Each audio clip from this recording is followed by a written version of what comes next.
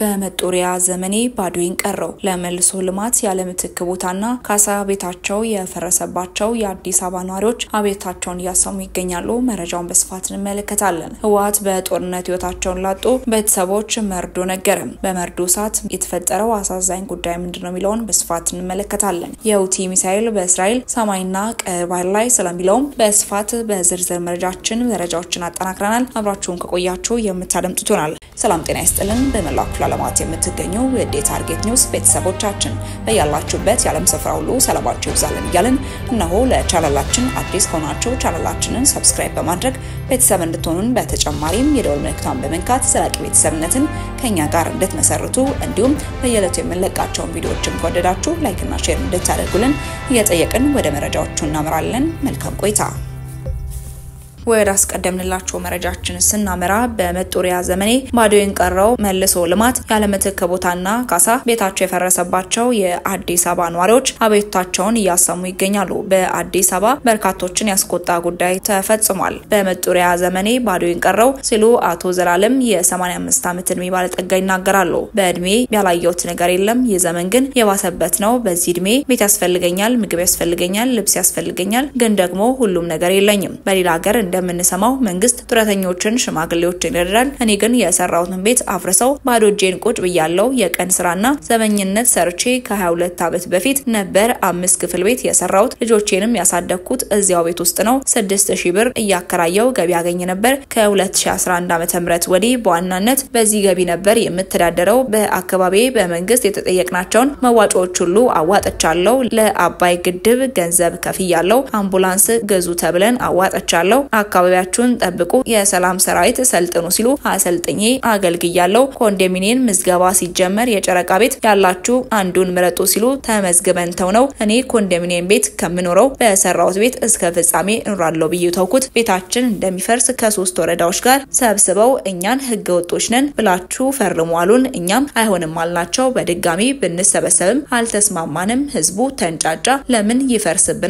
እኛ ልማቱን አንቃወምም። ከፈረሰም ለአንገታችን መግቢያ ምትክ ይሰጠን ስንላቸው ጥለው ሄዱ። አንድ ቀን መተው ይፈርሳል ተከራዩ ጣሉን። የኔም ተከራዮች እርሶ ከወጡ ነው የምንወጣው፣ ጥለኑት አንወጣም አሉኝ። በግድ አስወጧቸው። እኔም በሶስተኛው ቀን መተው አፍርሳሉኝ። ህዳር 30 ቆርቆሮና በሩን ነቅዬ ወጣው። 158 ሰዎችን አባል ያደረገ ትልቅ እድር ነበረን። ሁሉም ሰው ተበተነ። ድንኳን ተሸጠ፣ ወንበር ተሸጠ፣ ብረት ድስት ተሸጠ። የሽያጩን ገንዘብ ተከፋፈል ነው 5500 ብር ደረሰን። እሷን እና የቆርቆሮን ብር ይዤ ወጣውኝ። የእድሜ ሲሶ የኖርኩበት ቤት ግድግዳ ብቻ ሆኖ ቀረ። እንጨቱን ጥዬው እቃዬን ጭኜ ቤቴን ወደ ኋላ እያየው ለቀኩኝ። እዚያው የማውቀው ሰፈር ለመኖር ኪራይ 7000 እናም 8000 ብር ነው። ውድ ሆነብኝ። ዓለም ባንክ የሚባል አካባቢ ኪራይ ይቀንሳል ተብሎ 4000 ብር ቤት ተከራይቼ ምትክ ቦታ ወይም ካሳ እንዲሰጠን ያልሄድኩበት የመንግስት ተቋም የለም። ተመላለስን፣ መፍትሄ አጣን፣ ሜዳ ላይ ወድቀን ቀረን። የመጨረሻው ልጄ 12ኛ ክፍል ጨርሷል። ይህም ባይሆን ኖሮ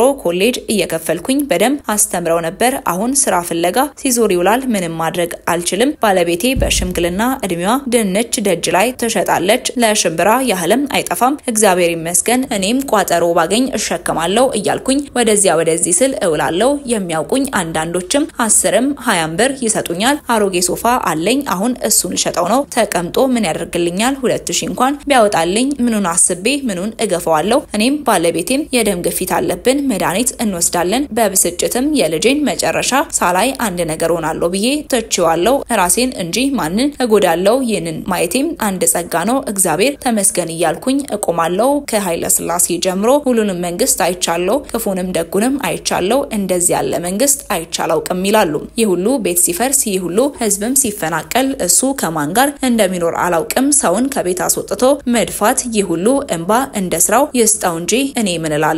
የሰው ልጅ ተከብሮ መኖር ሲገባው ሜዳ ላይ ውደቅ ማለት ማባረርንስ ምን አመጣው? ምንም የማመጣው ለውጥ የለም። በልማት ምክንያት ለዘመናት የኖርኩበት ቤትና አካባቢ ፈርሶ ሜዳ ላይ ወድቀናል የሚሉት የቦሌ ክፍለ ከተማ ወረዳ 13 ነዋሪዎችም መብታችን ነው የሚሉትን ጉዳይ እንዳይጠይቁ እስርን ጨምሮ ዛቻዎች እንደደረሱባቸው ይናገራሉ። ከጉዳዩ ጋር በተያያዘ የሐሰት መረጃን በማሰራጨት በሚል ከአንድ ወር በላይ የታሰሩ አንድ የአካባቢው ነዋሪ ፍርድ ቤት ነጻ አካላቸው በኋላ ከፋኖ ጋር ግንኙነት በማድረግ በሚልም በድጋሚ ተከሰው በዋስ እንደተለቀቁም ተገ ተገልጿል። በአዲስ አበባ የሚገኙ በርካታ ነዋሪዎችም በዚህ አይነት ስጋት ውስጥ እንደሚገኙ ነው እየገለጹ የሚገኙት።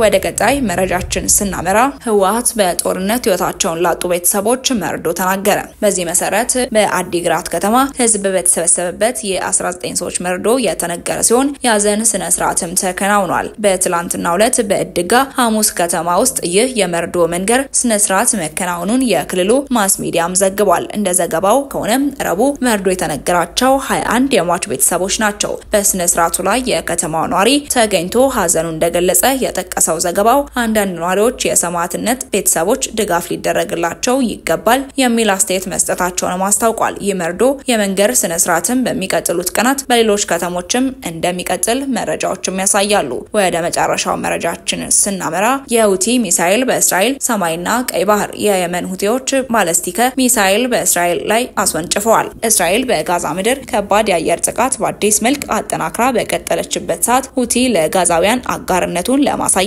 በእስራኤል ላይ ጥቃት ሰንዝሯል። ሚሳኤሉ በእስራኤል ኃይሎች ቢከሽፍም ፍልስጤማውያን ብቻቸውን እንዳልሆኑ ለማሳየትም ሁቲ መልእክትም ሰዶበታልም ተብሏል። ሁቲ ጥቃቱን መሰንዘሩንም አምኗል። ባለስቲክ ሚሳኤሉ በቴል አቪቭ አቅራቢያ ወደሚገኘው ቤንጉሪዮን አየር ማረፊያ አቅጣጫ ነበር የተወነጨፈው ብለዋል የሁቲ ወታደራዊ ቃል አቀባይ ያህያ ሳሬ። የእስራኤል መከላከያ በተለያዩ የአገሪቱ አካባቢዎች የአደጋ ደውል ድምጾችም ከፍተኛ የጥንቃቄ መልእክት ሲያስተላልፉ እንደነበረም በይፋም አስታውሰዋል። የእስራኤል ጦር IDF የሀገሪቱን የአየር ክልል ጥሶ ሳይገባ ሚሳኤሉ ከሽፏልም ያለ ሲሆን እስካሁን ምንም አይነት ጉዳት እንዳልተመዘገበም አስታውቋል። እስራኤል በጋዛ በቀናት ውስጥ ከ710 በላይ ሰዎችን ህይወት በቀጠፈችበት አጋጣሚ ሁቲዎች ወደ እስራኤል ያስወነጨፉት ባሊስቲክ ሚሳኤል ሆኖም ተመዝግቧል። ለዚህም ነው ዛሬ በመካከለኛው ምስራቅ በተለያዩ ኃይሎችም እየተናጠ ነው በሚል የፖለቲካ ተንታኞች ከትላንቱ ዛሬ የከፋ ቀውስም ሊመጣ ይችላል በሚል ስጋታቸውን የሚያስቀምጡት። ከየመን የተነሳው ሚሳኤል ለጠቅላይ ሚኒስትር ኔታንያሁ መንግስት መልእክት አድርሷል ቢባልም በእሳት ውስጥ የሚደረጉ ድርድሮች ይኖራሉ የሚል እምነት ላላቸው ኔታንያሁ ጥቃቱ ተጨማሪ አደጋ በየመንና በኢራን ላይ ለመፍጠር እንደ ምክንያትም ይሆናቸዋልም ተብሏል። ከቀናት በፊት አሜሪካ በሁቲዎች ላይ 50 የሚሆኑ አደገኛ የአየር ጥቃት መፈጸማቸውን ተከትሎ ሁቲዎች በእስራኤልና በአሜሪካ ላይ አጸፋዊ ምላሽ እንደሚሰጡ ዘታውም ነበር። ሁቲዎች በ24 ሰዓት ውስጥም USS ሃሪ ኤስ ትሩማን የዋሽንግተን ባህር ኃይል ረቂቅ የጦር መርከብ ላይ 2 ጥቃት ማድረሳቸው የሚዘነጋ አይደለም። በኢራን የሚደገፉ ሁቲዎች ዋና ከተማዋን ሳዕንን ጨምሮ ሰሜናዊ የመንን የተቆጣጠሩ በመሆናቸው በቀይ ባህር በኩል ከባድ የስትራቴጂ ለውጥ ማምጣት የሚችሉ ኃይሎችም እንደሆኑ ይነገርላቸዋል። ሁቲ በዓለም አቀፉ ማህበረሰብ እንደ የመን አስተዳዳሪ እውቅና ባይኖረውም በራሱ ዲፕሎማሲያዊ መንገድም የመናውያንን እየመራ ይገኛል። ግብጽንና አረብ ኤሚሬቶችን ጨምሮ 9 ሳውዲ መራሽ ጥምረት በሁቲ ላይ የተቀናጀ ከአየር እስከ እግረኛና ባህር ኃይል ጦርነት በከፈቱበት ሰዓት ሽብርክ ካለማለቱ ለዛሬው ጥንካሬ አቅም እንደሆነለት ይነገራል። እስራኤልን እንደ ጠላት የፈረጀው ይሄው ኃይልም ቴል አቪቭ በፍልስጤማውያን ላይ የምታደርሰውን ጥቃት ካላቆመች በቀጣይ በቀይ ባህር የእስራኤልና የአጋሮቿ መርከቦችም ዝር አይሉም ሲልም አስታውቋል። በተለይም በኤደን ባህረ ሰላጤ በባል መንደብ በኩልም መርከቦች እንደልብ እንዳይቀሳቀሱም አድርጓል። በዓለም ላይ አሉ ከሚባሉ 10 የውሃ አካል መተላለፊያዎች ውስጥም ሁለቱ ማለትም በባል መንደብን በደቡብ ሲዩዝ ቦይን በስተሰሜን ለያዘው ቀይ ባህር ፖለቲካም አስቸጋሪ ሁኔታን የፈጠረ አድርጎታል። የሁቲ ለወራት የዘለቀ ጥቃት ሁቲ ከዓመት በፊት በቀይ ባህር በተከፈተው ዘመቻ መርከቦች በደቡብ አፍሪካ በኬፕ ኦፍ ጉድ ሆፕ በኩልም ጉዟቸውን እንዲያደርጉ ማስገድደዋል። ጉዟቸውን እስከ 15 ቀናት ያራዘመባቸው ሲሆን ግብጽም ከሲዩዝ ቦይ ከምታገኘው ረብጣ ቢሊዮን ዶላር ግማሹ እንደቀነሰባትም የሚዘነጋ አይደለም። ወደ ተመልካቾቻችን ለእሳቱ የነበሩ መረጃዎቻችን ይመስሉ ነበር። በሌሎች መረጃዎች እስክንገናኝ ድረስ ቸር ቆዩልን።